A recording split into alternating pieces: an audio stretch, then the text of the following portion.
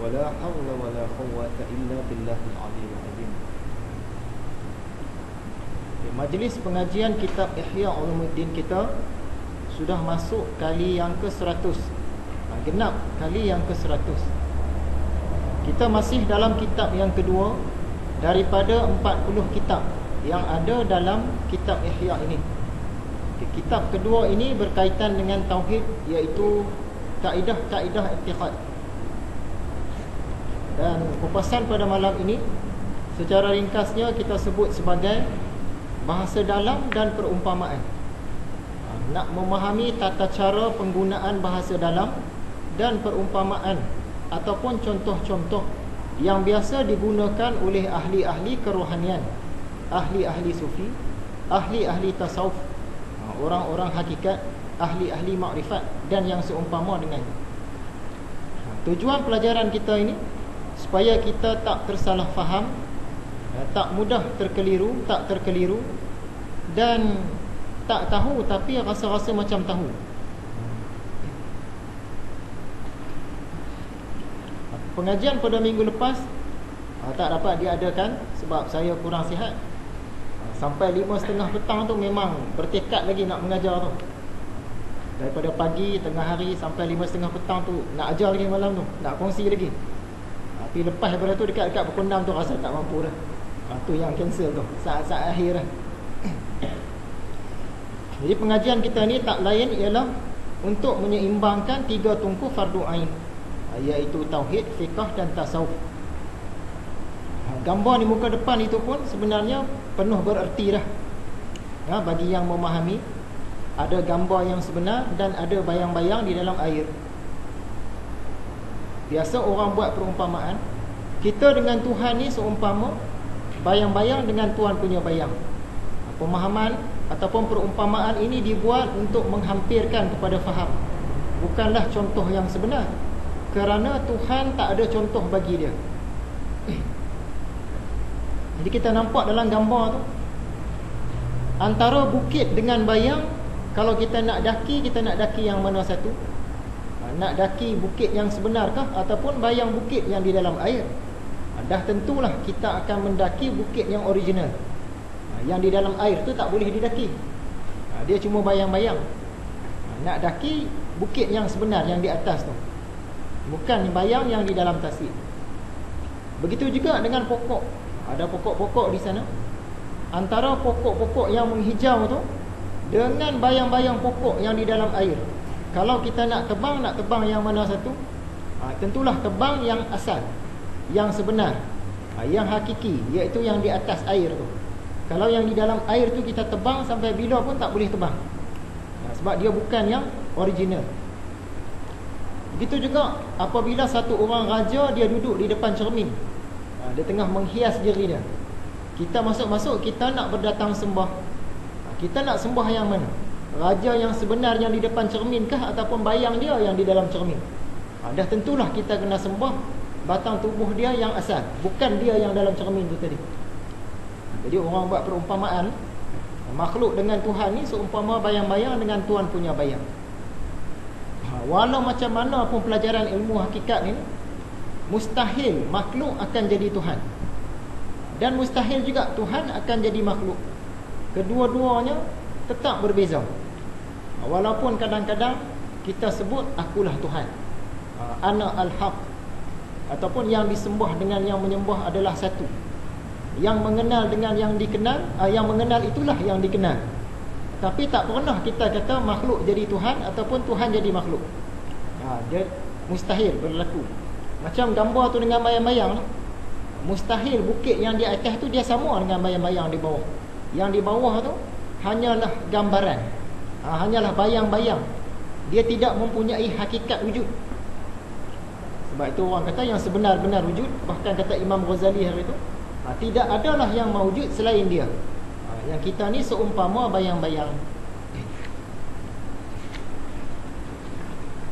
Hadirin yang dirahmati Allah sekalian, jadi dalam 2-3 minggu terakhir ini, ramai orang dia sibuklah tentang pesawat yang hilang.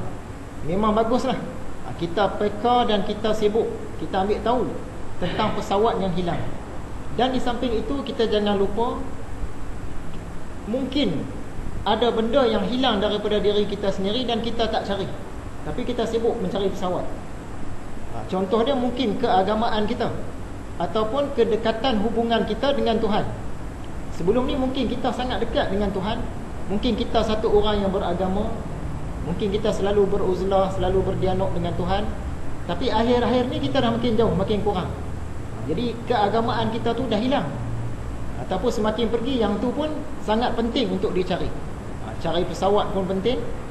Nak mencari apa-apa yang dah hilang dari diri kita pun penting juga. Saya ada buat satu tazkirah Facebook lah hari tu, tazkirah yang ke-87. Secara nak kata ringkas pun tak ringkas lah. Bunyi dia lebih kurang macam ni.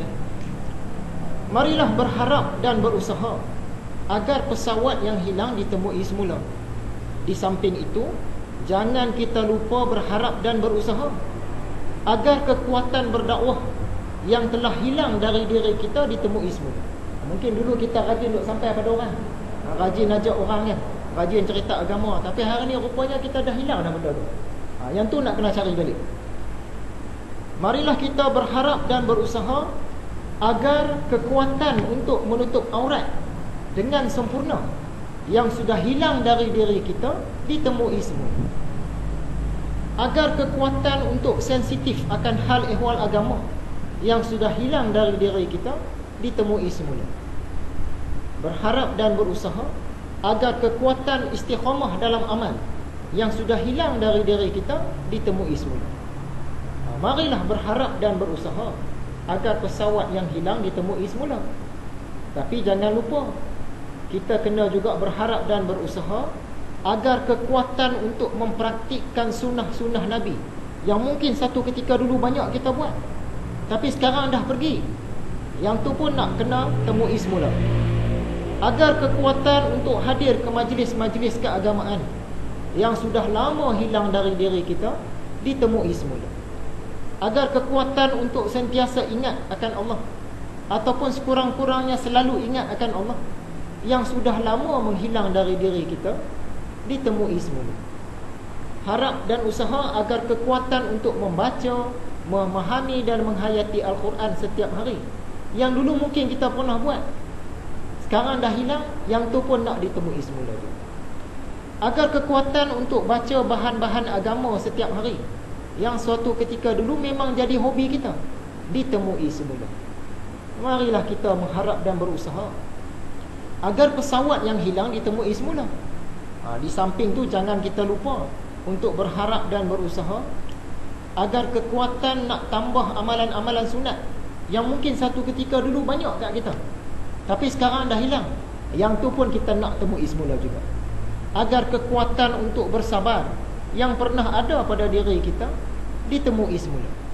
Agar kekuatan untuk tidak terpengaruh dengan umumnya dunia hiburan hari ini yang pernah ada dalam diri kita dulu ditemui semula. Agar kekuatan untuk bersikap adil dalam membuat pertimbangan dan keputusan yang sudah menghilang dari diri kita ditemui semula. Marilah kita harap dan usaha agar pesawat yang hilang ditemui semula.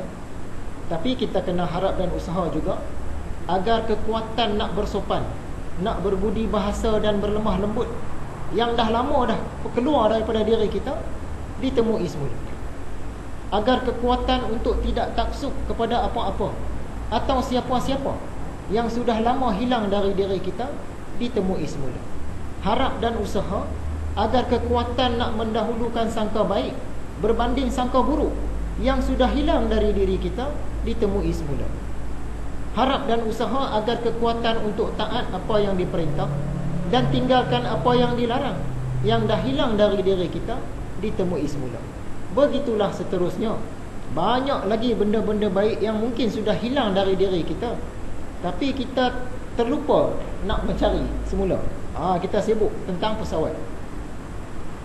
Jadi masalahnya, sedarkah kita akan kehilangan semua ini dari diri kita? Mungkin kita tak sedar. Kita dulu satu orang yang sabar mungkin dah hilang. Kita dulu banyak berzikir mungkin dah hilang. Kita dulu banyak dakwah mungkin dah hilang. Orang yang tak sedar akan kehilangan sesuatu, tentulah dia tak akan mencari. Kalau kita sedar tu, kita akan cari. Ni kita tak sedar benda-benda yang kita sebutkan tadi tu dah hilang dah pada diri kita. Jadi kita tak rasa rugi lah. Kita tak rasa rugi dan kita tak cari. Marilah muhasabah diri. Di samping kita sibuk mencari pesawat yang hilang, kita kena cari semula benda-benda yang mungkin dulu kita ada tapi sekarang ni dah hilang, dah jauh, nak cari bagi dapat balik.